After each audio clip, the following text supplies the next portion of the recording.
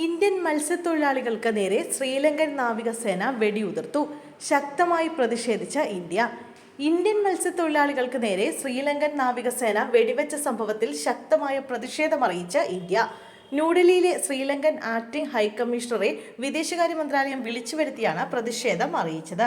കൊളംബോയിലെ Indian ഹൈക്കമ്മീഷനും Sri Lankan സർക്കാരിന്റെ വിദേശകാര്യ മന്ത്രാലയത്തെ ഇക്കാര്യം അറിയിച്ചിട്ടുണ്ട്. ഇന്ന് പുലർച്ചെ ഡൽഫ് ദ്വീപിലാണ് ഇന്ത്യൻ മത്സ്യത്തൊഴിലാളികൾക്ക് നേരെ ശ്രീലങ്കൻ നാവികസേന വെടിയുതിർത്തത്. 5 മത്സ്യത്തൊഴിലാളികൾക്ക് വെടിവെപ്പിൽ പരിക്കേറ്റിരുന്നു. പരിക്കേറ്റ മത്സ്യത്തൊഴിലാളികൾക്ക് എല്ലാ സഹായവും നൽകുമെന്ന് കേന്ദ്രം വ്യക്തമാക്കി. 13 മത്സ്യത്തൊഴിലാളികൾ കപ്പലിലുണ്ടായിരുന്നുവെന്ന് ഇന്ത്യൻ വിദേശകാര്യമന്ത്രി എസ് ജയശങ്കർ പറഞ്ഞു. പരിക്കേറ്റ 2 മത്സ്യത്തൊഴിലാളികളുടെ നില ഗുരുതരമാണ്. പരിക്കേറ്റവർ നിലവിൽ ജാഫ്ന ടീച്ചിംഗ് ആശുപത്രിയിൽ ചികിത്സയിലാണ്.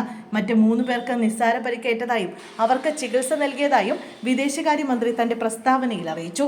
ജാഫ്നയിലെ ഇന്ത്യൻ കോൺസുലേറ്റ് ഉദ്യോഗസ്ഥൻ പരിക്കേറ്റ മത്സ്യത്തൊഴിലാളികളെ ആശുപത്രിയിലെത്തി സന്ദർശിച്ചു.